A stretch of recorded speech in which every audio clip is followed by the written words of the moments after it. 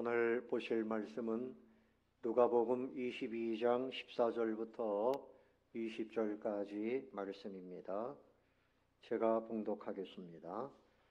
때가 이르매 예수께서 사도들과 함께 앉으사 이르시되 내가 고난을 받기 전에 너희와 함께 이 유월절 먹기를 원하였노라. 내가 너희에게 이르노니 이 유월절이 하나님의 나라에서 이르기까지 다시 먹지 아니하리라 하시고 이에 잔을 받으사 감사기도 하시고 이르시되 이것을 갖다가 너희끼리 나누라.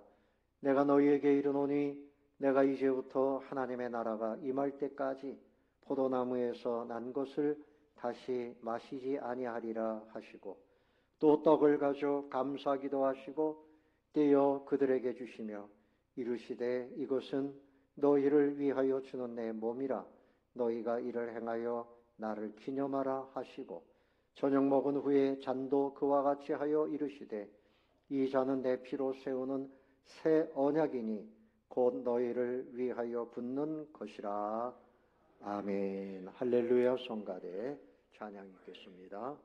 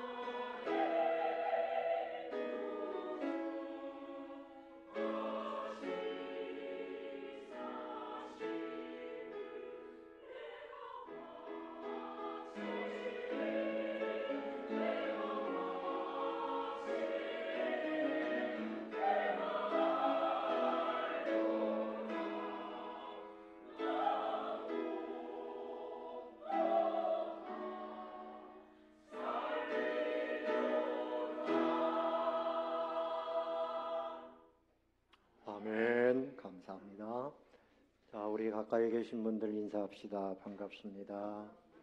잘 오셨습니다. 환영합니다.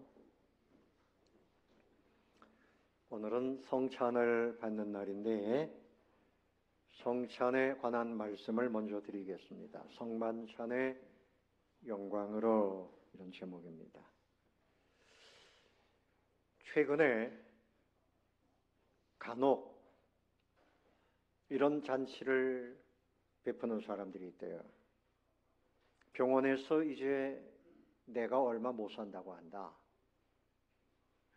1개월 남았다, 혹은 2개월 남았다 얘기하니 내가 죽은 다음에는 너희들 볼 수 없은 친구들, 가족들, 친지들을 다 불러서 음식을 베풉니다. 그동안 고마웠다. 나 먼저 가니까 잘 살아라. 서로 손을 잡고 포옹도 하고 옛날의 추억도 나누고, 내가 죽은 다음에 영정사진 앞에 모이는 것보다 내가 죽기 전에 이렇게 미리 한번 내가 이별식을 하는 거다. 그런 분들이 간혹 있다고 해요. 우리 예수님께서 십자가를 바로 앞에 두시고 바로 이별의 잔치를 한 거죠. 예수님이 십자가에 달리신 때는 유월절입니다. 그 유월절 어린 양이 바로 우리 예수님이셨죠. 예수님께서 유월절 만찬을 이제 나누시는 거예요. 떡과 잔을 나누어 주시면서 이 성찬의 의미가 무엇인지를 우리 예수님께서 그들에게 가르쳐 주셨습니다. 성만찬은 그야말로 영광을 향해서 나아가는 그런 특별한 사건이었어요. 첫 번째 의미는, 성만찬은 자유를 주는 시작입니다. 성만찬은 뭘 줍니까? 자유입니다. 우리가 북한에서 살고 있다, 이 시대에. 여기서 얼마 안 떨어져 있죠. 저 개성 얼마나 가까워요. 그 땅에 있는 사람들은 불행합니다. 억압 속에 있습니다. 자유가 없습니다. 근데 우리는 비교적 그들과 비교할 때 신앙의 자유도 있고, 또 내가 얼마든지 일하면 돈을 벌 수 있는 자유도 있고, 거주지를 이전할 수도 있고, 여행도 할 수 있고, 얼마든지 자유롭습니다.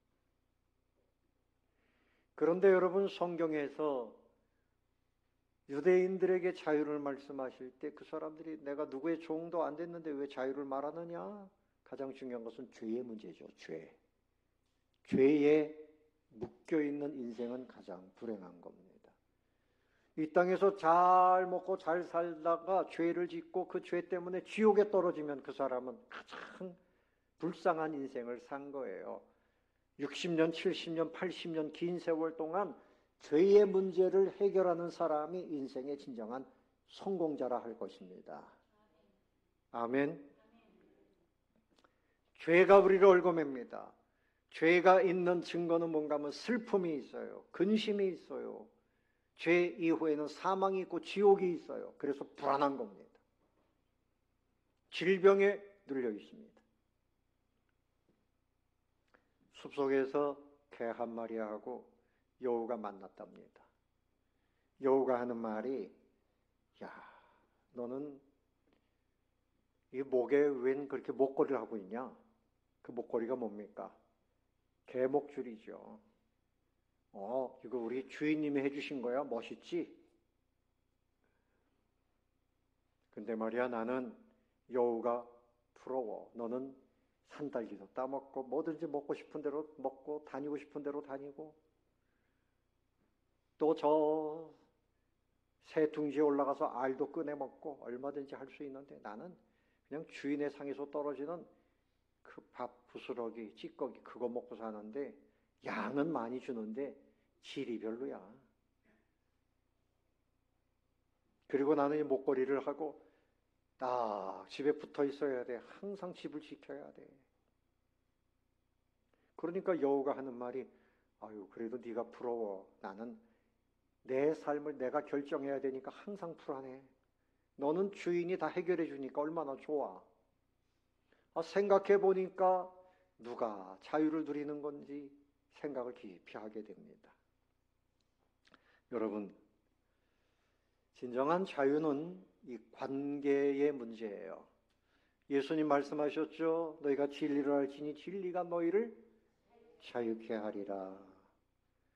사단에게 묶여가지고 온갖 방탕, 마약, 알코올, 도박, 뭐 별짓을 다 하고 다니면서 나는 자유를 누린다고. 자유가 아니죠. 그건 사단에게 묶여가지고 불행한 인생의 길을 가고 있는 거죠.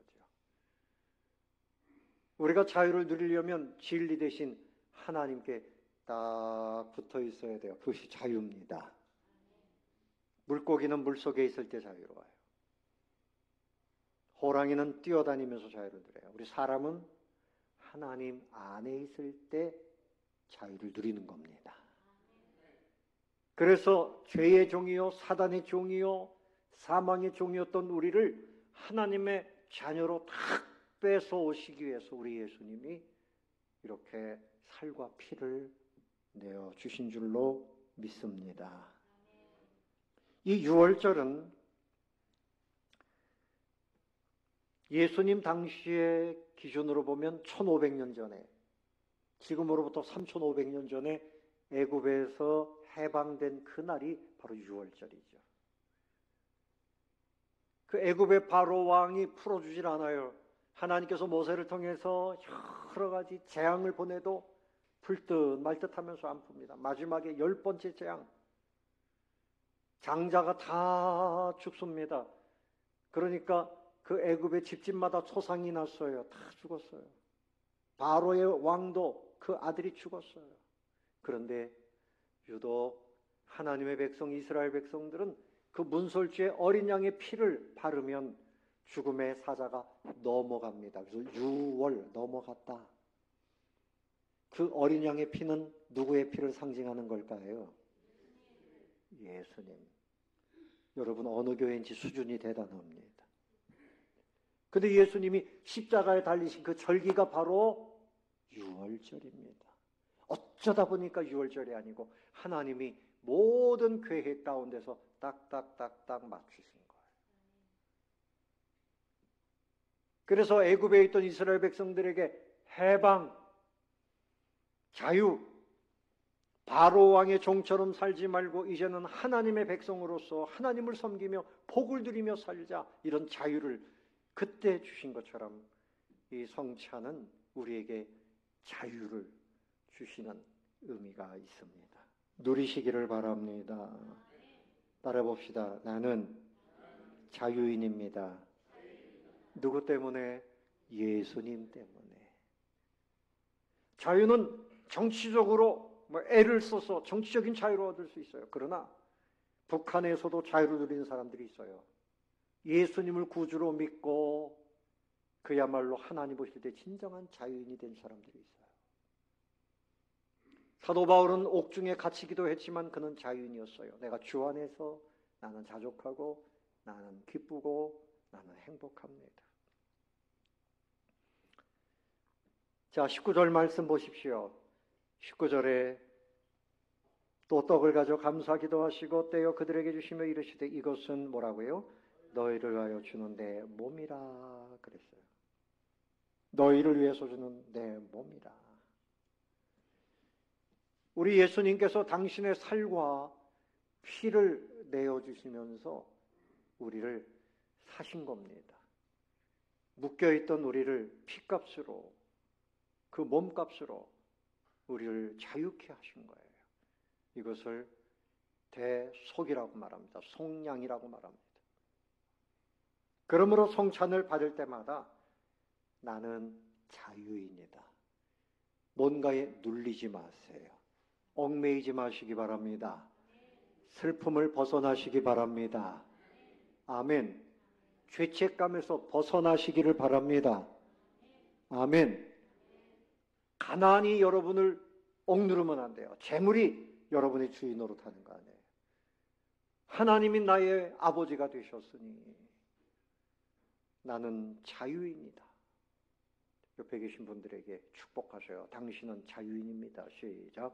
당신은 자유인입니다. 내가 병이 있어도 나는 회복될 겁니다. 아멘. 천국에 가서는 영원토록 질병이 없어요.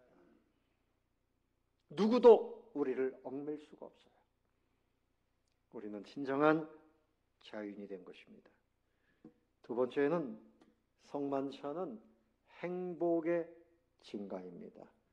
성만찬은 따라해봅시다. 성만찬은 행복의 증가입니다. 여러분 행복하시기를 바랍니다. 여러분 행복하고 싶습니까? 행복합니까? 지금 정말 행복합니까? 억지로 아멘 하지 마세요. 마음의 행복을 잘 찾으셔야 돼요. 행복해야 돼요. 왜 행복 못합니까? 여러분 주변에 누가 있어야 할 사람이 없어서 외로워요. 외로워요. 네? 여기 한 목사님이 만든 복음성가 가사만 제가 읽어볼게요. 화려하지 않아도 정결하게 사는 삶, 가진 것이 적어도 감사하며 사는 삶, 내게 주신 작은 심 나눠주며 사는 삶, 이것이 나의 삶의 행복이라오. 눈물 날 일 많지만 기도할 수 있는 것, 억울한 일 많으나 주를 위해 참는 것, 비록 짧은 작은 삶 주 뜻대로 사는 것, 이것이 나의 삶의 행복이라오. 행복이라오. 세상은 알 수 없는 하나님 선물, 이것이 행복이라오. 하나님의 자녀로 살아가는 것, 이것이 행복이라오. 아멘. 여러분이 행복하지 아니하면 누가 행복하겠어요?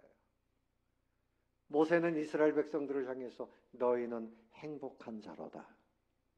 하나님의 백성이 세상에 누가 뭐라 그래도 가장 행복한 사람입니다.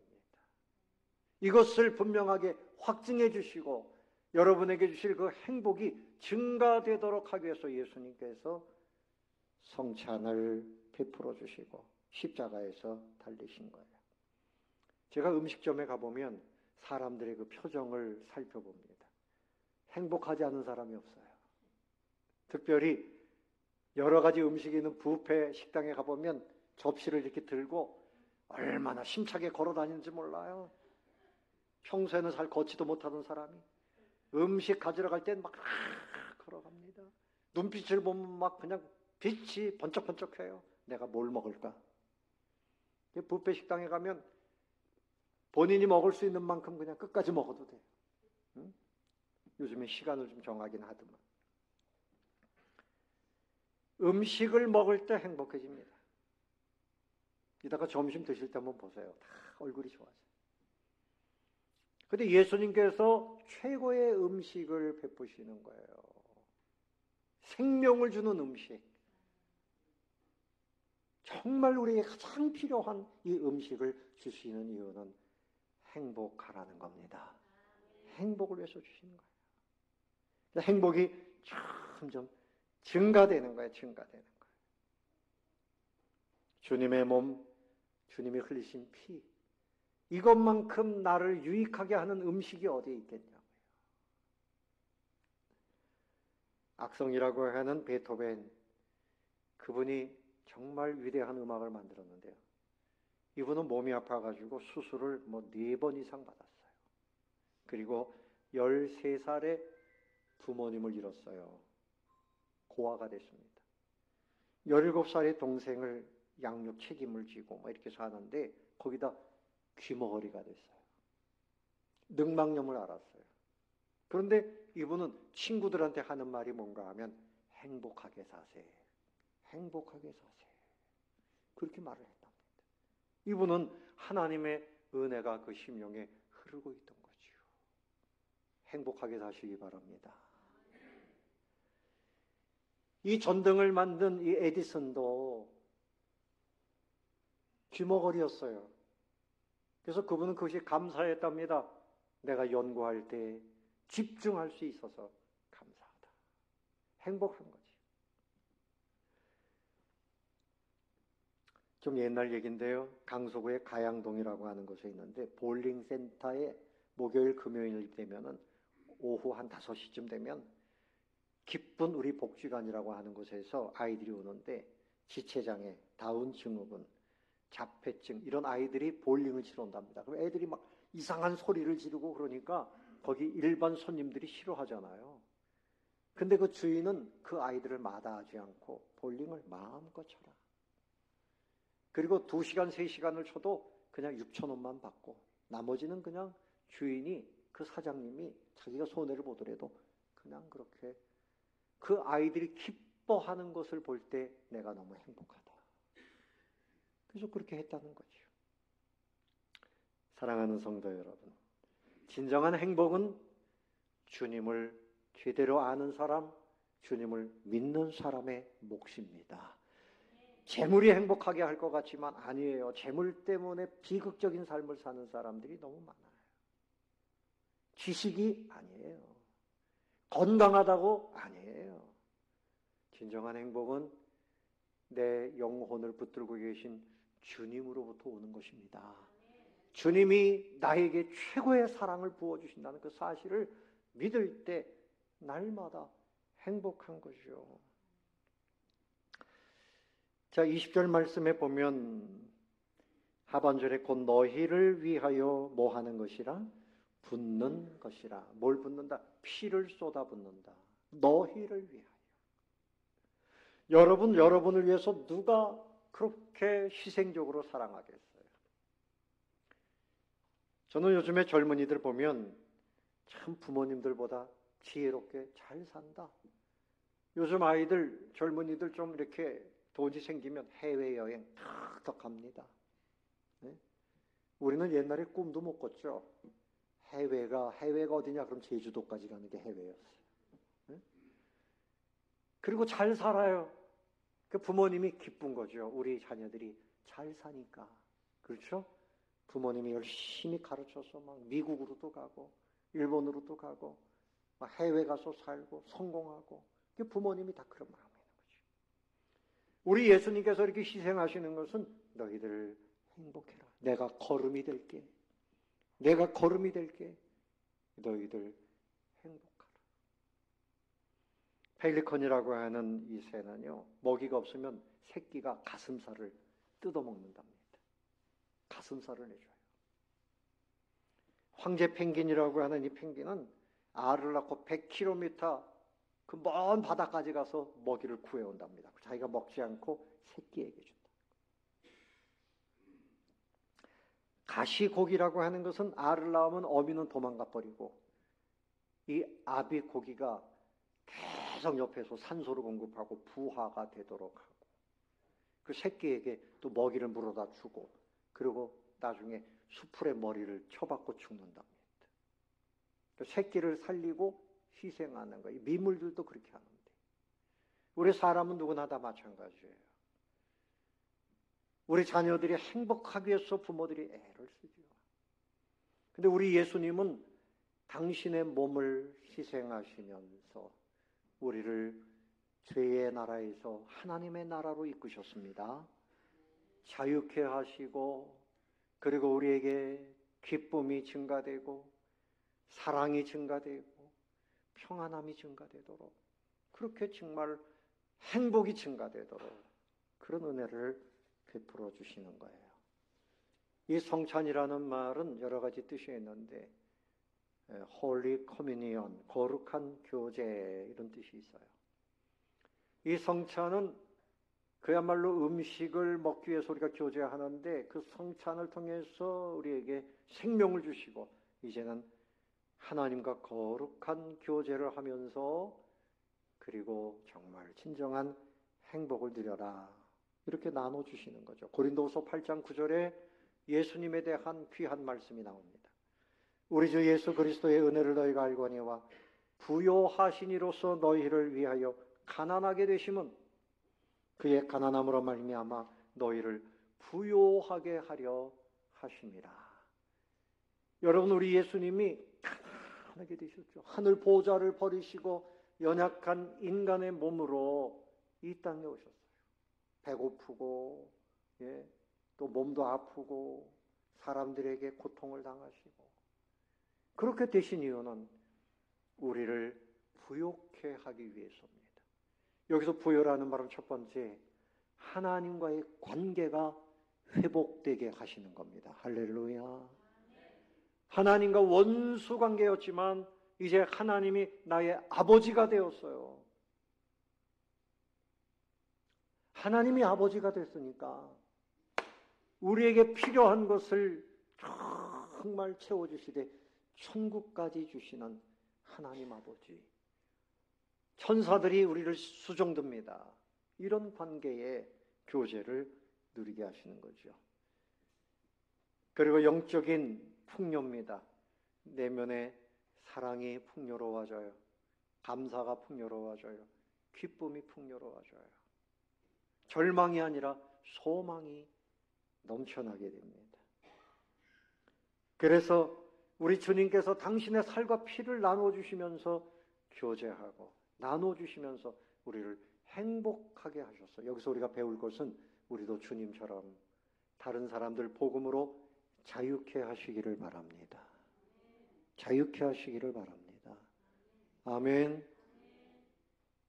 그리고 다른 사람들에게 나누어 주는 거예요. 내가 좀 손해를 봐도 내가 나누어 줌으로 저 사람의 영혼이 살고 가정이 살도록.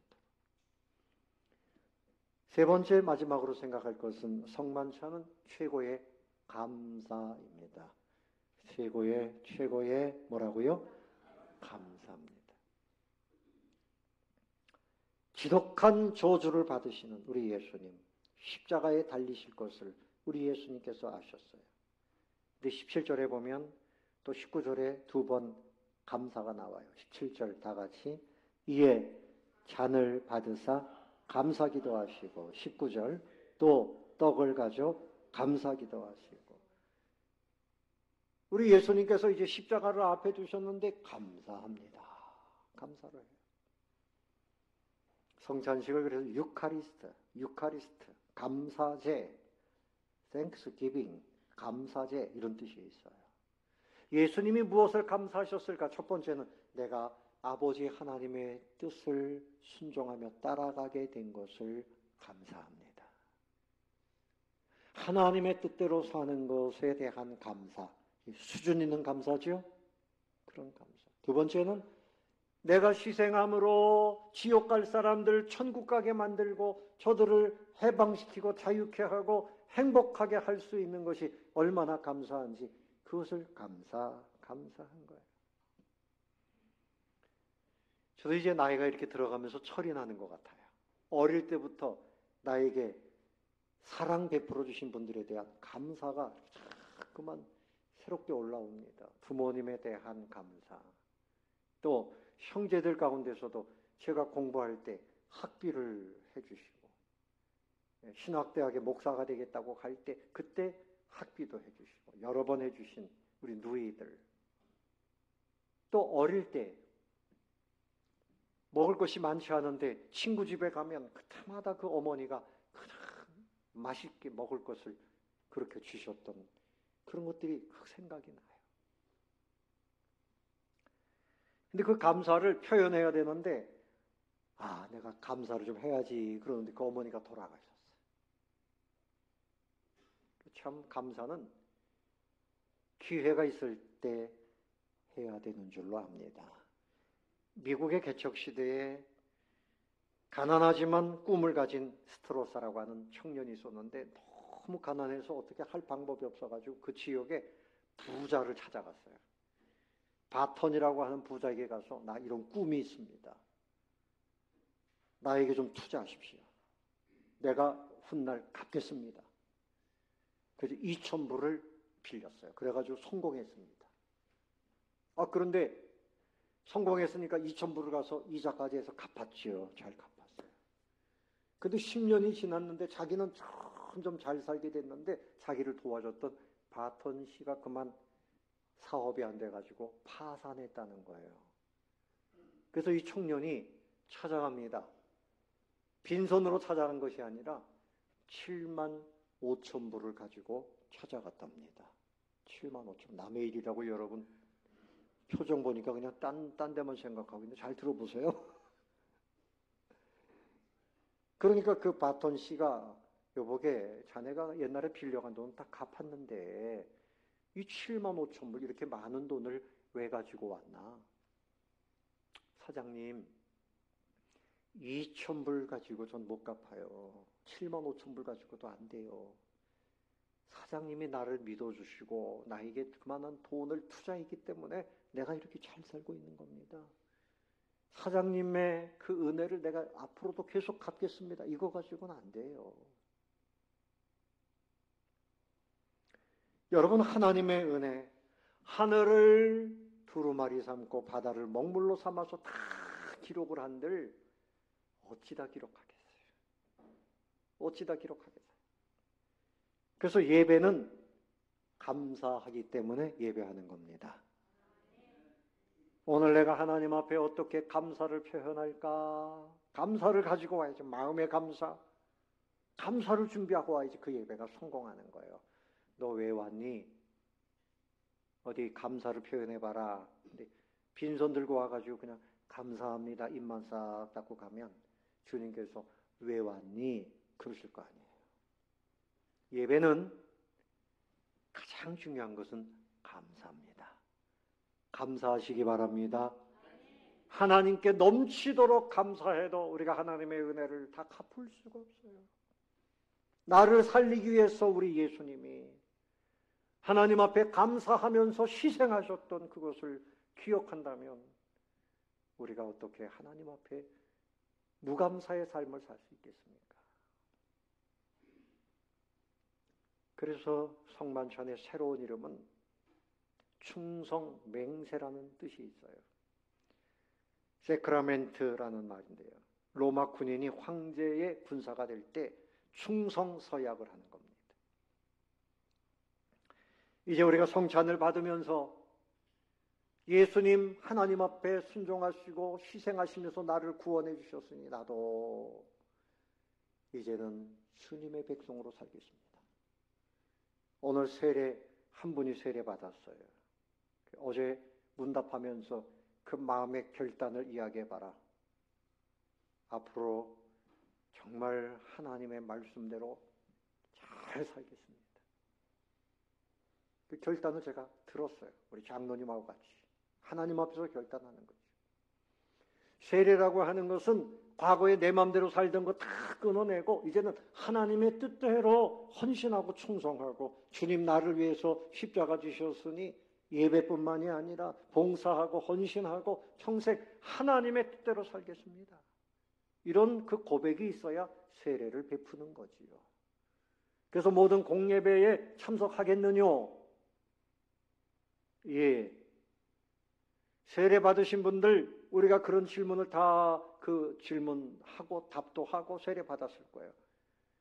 공예배 시간이 됐는데 여전히 세상 일에 바쁘고 뭐 때문에 바쁘고 그래서 못 가고 이게 다 충성하지 않는 병사가 되고 말았어요. 우리 예수님은 하나님께 순종하고 우리를 구원해 주셨는데 우리도 이제 그 은혜를 입었으니 내 맘대로 내 뜻대로 세상 따라 사는 인생이 아니라 하나님께 감사하면서 충성하고 헌신하는 예배자요 봉사자, 정말 주님의 그 성찬의 은혜를 입은 사람답게 자유함을 누리고 할렐루야 행복이 넘쳐나고 아멘 하나님께 헌신하고 감사하는 그런 성도님들이 다 되시기를 예수님의 이름으로 축원합니다.